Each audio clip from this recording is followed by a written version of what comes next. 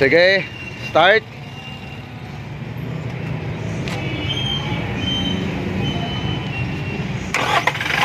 Yun, no? One click. Meron tayong tinutrouble ngayon mga idol. Ang issue ay click lang ng click. So ito, try natin pa i-start sa may-ari. So click lang siya, no?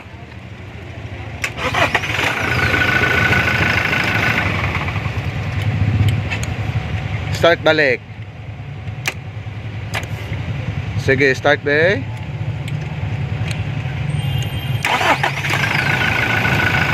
May time siya nag-click, may time din siya andar. So tatanggalin natin yung starter. So ito yung kanyang position sa starter. Iyon, no? So ito. So umaandar yan ngayon. Ito ang issue rito sa pick up na to ay minsan nag-click lang siya. So sige, pagkipatay lang sa engine, tatanggalin natin. So dito sa itaas ay wala tayong halos makita na starter. So fast forward tayo dahil nag-iisa lang tayo ngayon. Tayo na ang cameraman, tayo pa rin ang aktor. So ito, natanggal natin. At makikita natin dito sa labas pa lang, hindi ko pa natanggal itong buong assembly starter. So meron na tayong guide. So click nang ng click. Ito makikita natin sa kanyang poste sa solenoid switch. Ito, tatanggalin ko yung nut. Yan, oh. Yun, oh. May problema na dito pa lang. So solenoid switch ng hatol natin, pero bubuksan pa rin natin itong loob. So ngayon, shout out muna natin dito si sir. Ito yung may-ari. So ngayon, gagawin natin siyang cameraman. So eto na, pakihawak lang sir. Babanatan natin ito. So dahil special tools yung itong starter, dito na kukuha tayo ng kanya talaga, pagpipilian.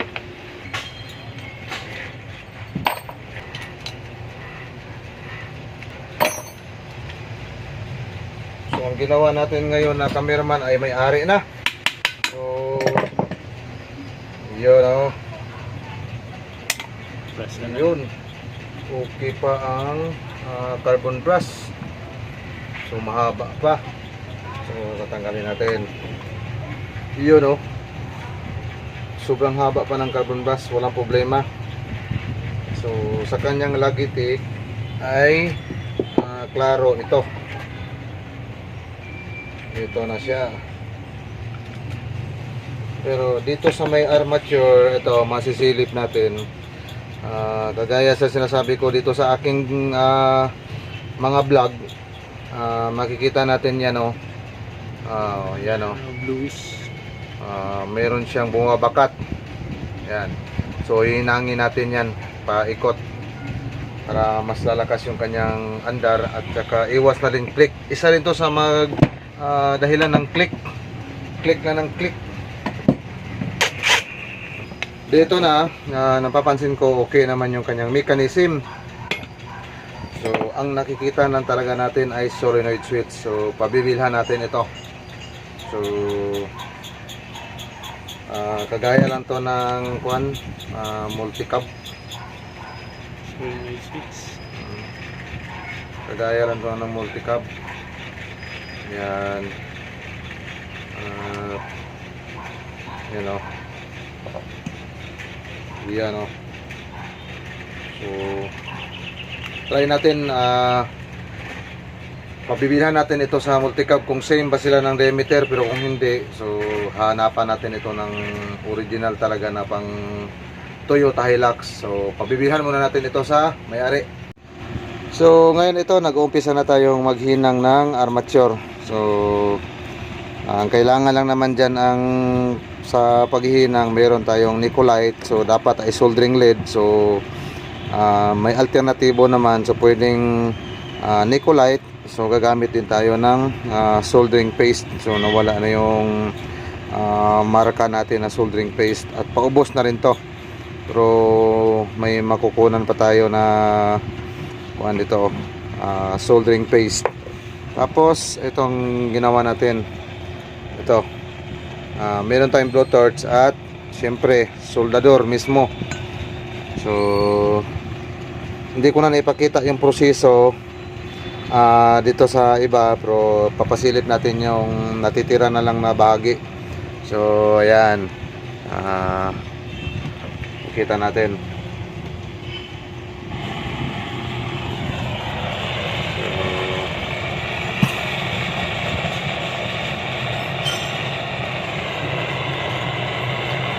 Yan siya.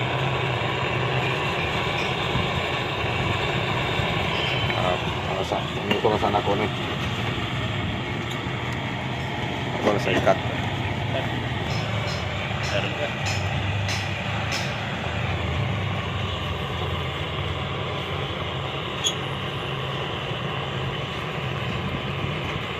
Ngayon, natapos na natin maghinang. So, proceed tayo sa nabili ni Sir na solenoid switch. So, meron na. At itong kanyang piston na original, so ibabalik natin dito. Yung nabili niya kasi na kasama sa solenoid na bago ay iba siya, pero ito sinukat natin dito, so okay naman, pasok siya. So ang gagawin na lang ay ipipinis natin ito at hugasan, tapos magagrasa tayo. So pagkatapos tuloy-tuloy na at mag-assemble na rin. So sa pag-set up naman, ipapasok natin yung armature dito sa brush holder. Kailangan natin itong carbon brush ay i-shut down muna natin ito. Shut down muna yan. Ganyan, oh. Yan.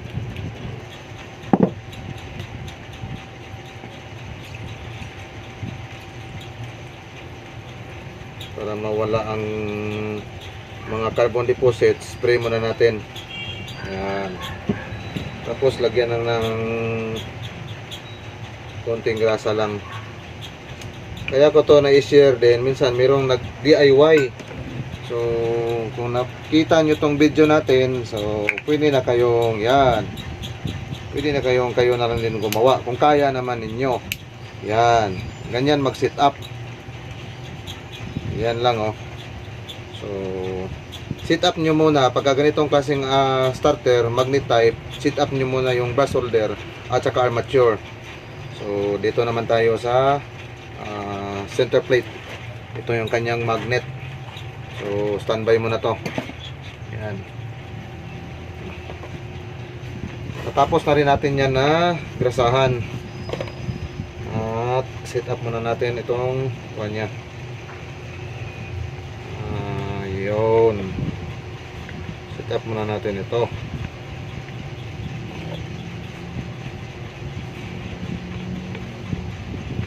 Yun, oh. Ganyan lang. Itong labas, mamaya na to. Ikis-kisan lang natin yan.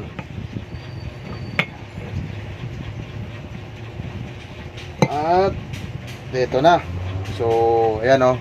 Mapapansin natin, malinis na yung magnet. Yan, wala nang mga carbon deposit sa kabila, ganun din. Yan. So ngayon, diretso na tayo sa pag-assemble. So pupunasan muna natin ito. Yung pamunas natin ay madumi din, so okay lang. At least walang grasa-grasa. Yan. Ganyan.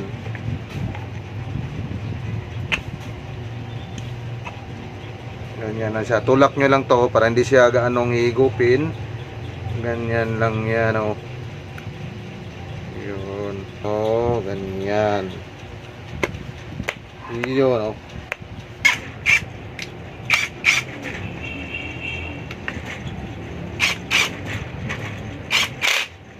ready to assemble na tayo.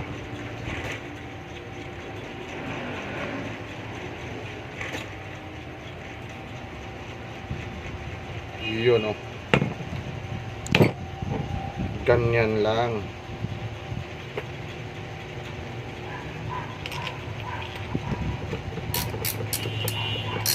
So ngayon na-assemble na natin mga idol.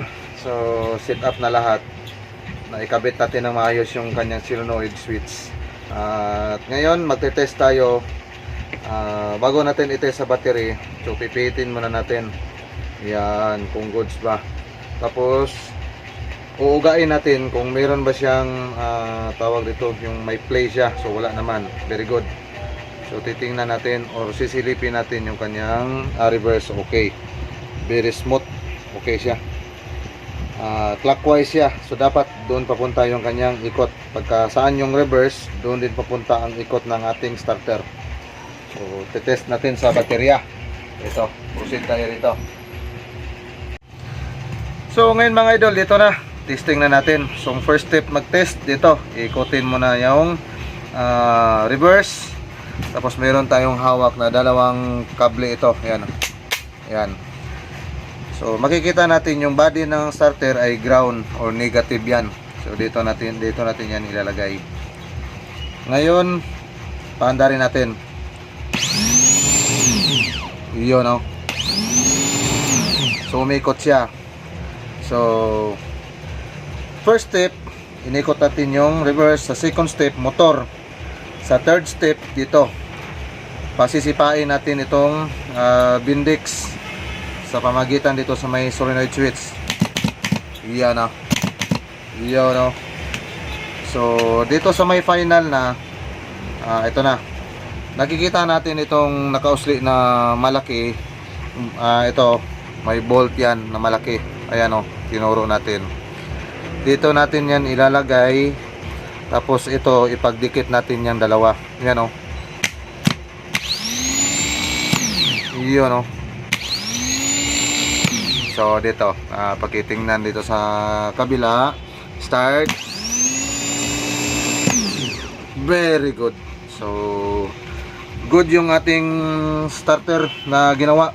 Pati yung solenoid switch na ikinabit natin. So ikakabit muna natin ito. Sige, start.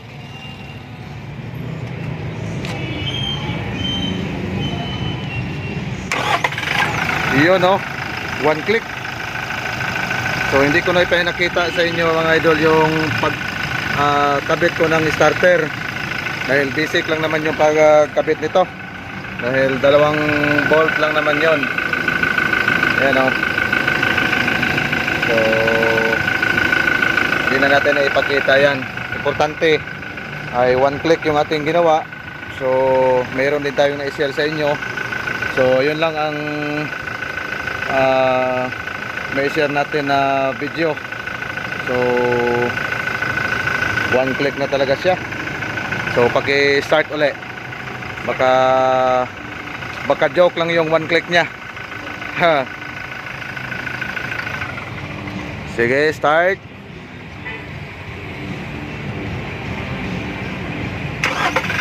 Yun no.